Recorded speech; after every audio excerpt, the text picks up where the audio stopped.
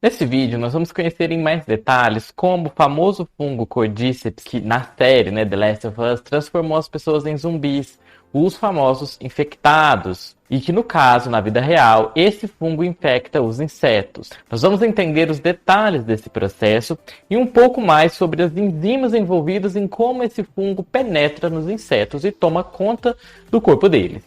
E não, esses fungos, os cordíceps, eles não vão nos causar uma pandemia de infecção fúngica em nós humanos, como acontece na série. Pode ficar tranquilo. Sejam muito bem-vindos ao canal Eterna Busca. Eu sou Jordan, biólogo e mestre em Ecologia de Biomas Tropicais.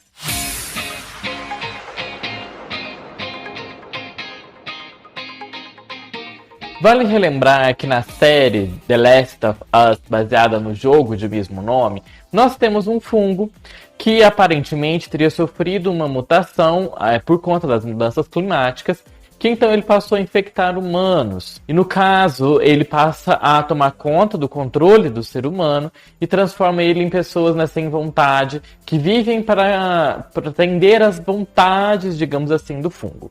Isso é o que nós vemos na série, e tem alguns aspectos em comum com a realidade, porém, o principal deles é que esse fungo não afeta mamíferos.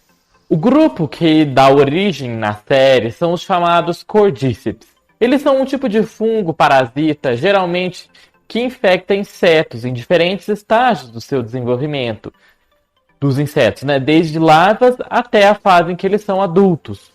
São conhecidas cerca de 500 espécies dentro dos fungos do gênero Cordyceps, que são chamados entomatopatogênicos, que são patogênicos entomológicos ligados aos insetos.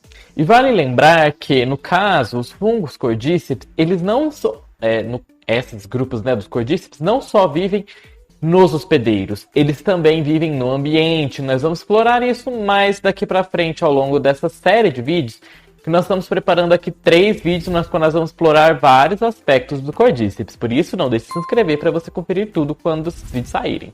A gama de hospedeiros do Cordyceps é ampla, variando de 10 ordens de artrópodes até mesmo ao gênero Elaphomyces, que é um tipo de fungo semelhante a uma trufa.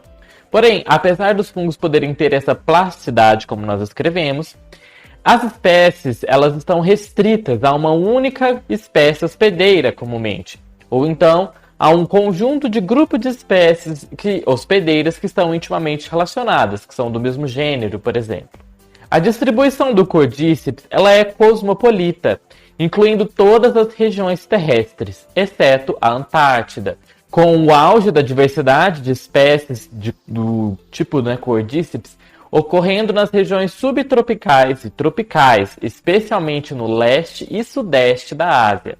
E aí entrando no tipo de Cordyceps mais famoso, que é o Cordyceps sinensis. Essa espécie ela cresce em um habitat muito restrito e geralmente ele é encontrado no solo de uma pradaria em uma altitude que varia de 3.500 a 5.000 metros de altitude. E eles ocorrem principalmente em províncias de Sichuan, Qinghai, Yunnan, Gansu e a região do Tibete, na China. Na China existem mais de 60 espécies do gênero Cordyceps, nos quais o Cordyceps sinensis e o Cordyceps militaris são as espécies mais valorizadas pelo uso tradicional desse grupo de fungos. E lembra que no nosso vídeo que nós já falamos sobre a questão do fungo e como ele controla o comportamento dos insetos, aqui do canal nós já falamos um pouco sobre como na China esse fungo, o Cordyceps sinensis, tem uma importância medicinal milenar? Então confere lá depois esse vídeo que ficou bem legal. Na China, o Cordyceps sinensis ele é um fungo geralmente chamado de Dong Chong Chao Cao, que significa verme no inverno e grama no verão. E o nome geralmente se refere ao Cordyceps sinensis.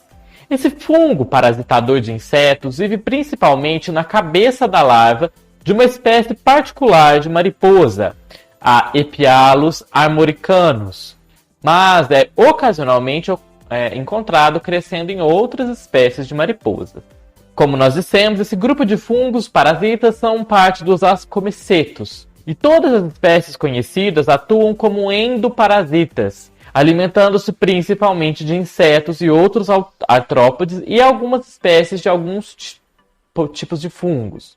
Esse mecanismo de sobrevivência do Cordyceps leva à produção de metabólitos, que são os compostos que o seu organismo produz, muito específicos para que eles possam lidar com as defesas do hospedeiro que eles vão parasitar, que é uma fonte importante, esse grupo de metabólitos, para as pesquisas em desenvolvimento para novas drogas, para nós humanos. Quando falamos drogas, pensem em medicamentos. As espécies diferentes do gênero Cordyceps são amplamente aceitas e conhecidas para seu uso como alimento e também como medicamento. E existem muitas boas críticas relacionadas a isso na literatura. Inclusive, no nosso próximo vídeo dessa série, nós vamos falar mais sobre as propriedades medicinais do Cordyceps. Isso elas são muitas e muito variadas. Então isso é mais uma das razões do porquê você não deve temer esse fungo. Como eu vejo muita gente na internet falando que tem morrendo de medo desse fungo por conta da série.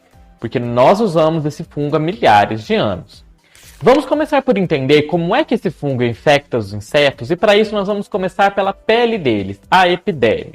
A epiderme do inseto ela é coberta com uma espessa camada de cutícula. Nesse grupo nós estamos aqui representada a procutícula e a epicutícula. A procutícula é esse grupo maior que vocês veem que incluem a exocutícula e a endocutícula.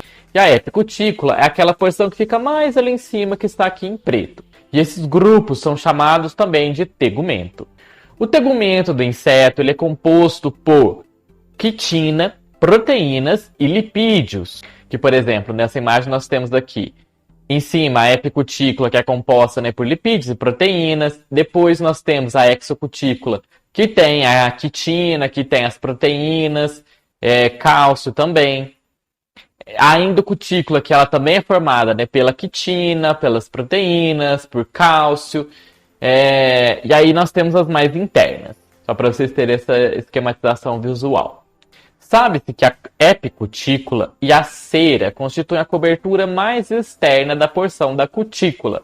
Nesse esquema aqui, bem ali em cima, nós temos a epicutícula.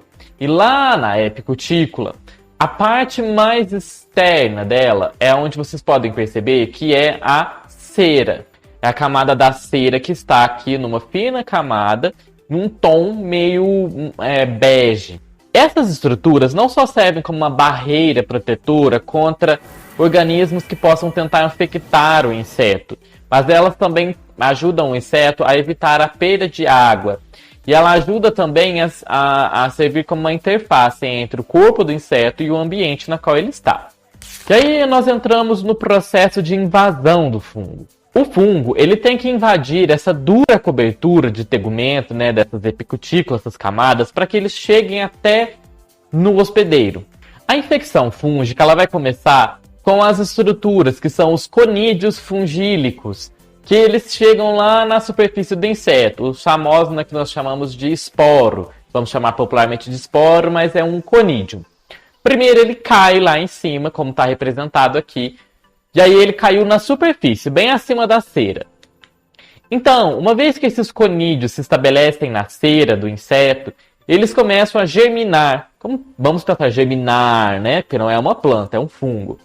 E eles vão começar a germinar dentro de algumas horas, se eles estiverem sob condições adequadas. Então, depois que eles começam a germinar, eles vão formar a estrutura que é chamada de apressório. Vale ressaltar que para obter proteção contra as radiações ultravioletas ambientais, enzimas protetoras como a superóxido dismutase, ZN, e as peroxidases são secretadas por esses conídeos fúngicos, e elas têm essa função de protegê-lo. Essas enzimas elas fornecem proteção aos conídeos contra espécies reativas de oxigênio, geradas devido aos raios UV e ao calor no ambiente, que normalmente serviriam para destruir esses fungos, esses esporos, se não fossem essas proteínas protetoras.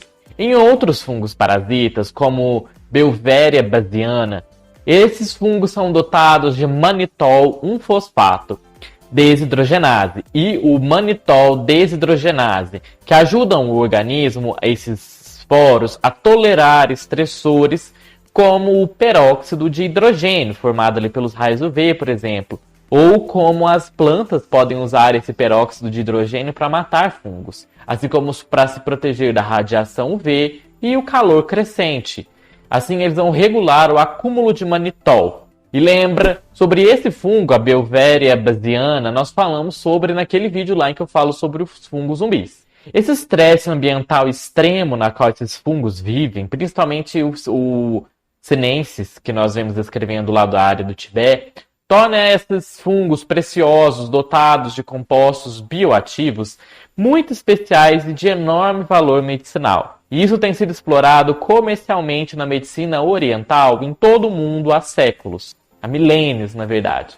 Além disso, os conídeos, eles secretam também certas enzimas que agem como proteases, quitinases e lipases. Então, essas proteínas, elas vão ter como função basicamente dissolver as proteínas, os lipídios e as quitinas que formam a epicutícula, que formam a endocutícula também, para que as estruturas do fungo possam ir penetrando cada vez mais para dentro, como está esquematizado nesse esquema, né, que nós vamos detalhando aqui conforme nós vamos conversando. Essas enzimas, elas não apenas fornecem um caminho de penetração para os conídeos ao longo, né, das estruturas da pele do inseto, mas elas também fornecem uma nutrição para os conídeos que estão em processo de germinação, lá em cima ainda da pele do inseto, do tegumento.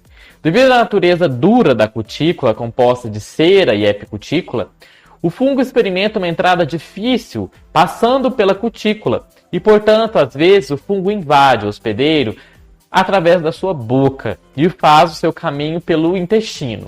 No entanto, ainda faltam provas suficientes para validar se essa alegação de que ele poderia penetrar pelo intestino é realmente real. Além disso, nós podemos pensar que quando o conídeo começa a germinar, ele vai gerar esse tubo germinativo, um tubo curto, conforme está aqui nessa imagem esquematizada e que a seta está apontando. Logo depois, ele vai engrossar lá na ponta, e lá nessa ponta ele vai formar uma estrutura chamada de apressório. Esse apressório, ele mantém uma pressão sobre o tubo germinativo e ele vai melhorar o efeito de penetração do tubo ao longo das camadas da cutícula, até que ele chegue lá embaixo na hemolinfa. Então ele vai ter que passar por todas as camadas da epicutícula, exocutícula, endocutícula, e aí ele vai chegar na hemolinfa, e aí ele vai distribuir as suas hifas e os seus conídeos. À medida que o tubo germinativo ele penetra na camada da epicutícula do tegumento do inseto, ele começa a formar uma estrutura semelhante a uma placa, que nós estamos aqui representado nesse esquema que está escrito Penetration Plate em inglês, né? Essa primeira placa embaixo, onde está a seta apontando, ela vai vir logo depois do apressório que penetra na epicutícula. Essa placa de penetração, ela produz hifas secundárias, que elas vão atravessando a camada da epiderme e logo elas vão descendo, digamos que nesse esquema, e elas vão chegar lá na hemocele, né, que é como se fosse o sangue desse inseto. A partir dessas hifas, os corpos, que são os chamados de protoblastos do inseto, do fungo, vão brotar e eles vão se soltar e cair na hemocele do inseto para estar circulando por todo o corpo dele. O fungo, então, começa agora a crescer de um modo, quando ele está dentro já do corpo do inseto, diferente de outros fungos que nós descrevemos lá no fungo dos fungos parasitas. Aqui ele cresce como uma estrutura filamentosa, e aí eles vão tomando conta dos órgãos e tecidos do hospedeiro. E aí nós entramos agora no processo de morte do inseto e na química do fungo. Durante o crescimento dentro do hospedeiro, o fungo produz vários tipos de metabólitos secundários que são tóxicos para o inseto. Esses metabólitos secundários levam o inseto ao seu estágio final de vida e finalmente o inseto morre. Na hemolinfa do inseto, a entrada e proliferação das hifas do fungo ajudam a romper o sistema imunológico do inseto, porque ele vai ter uma secreção ativa de um amplo repertório de metabólitos secundários, o fungo. E os principais deles incluem a cordycepina, adenosina, hidroxetiladenosina e a desoxiadenosina. Além disso, essas enzimas que estão circulando no corpo do inseto, elas têm propriedades inseticidas também.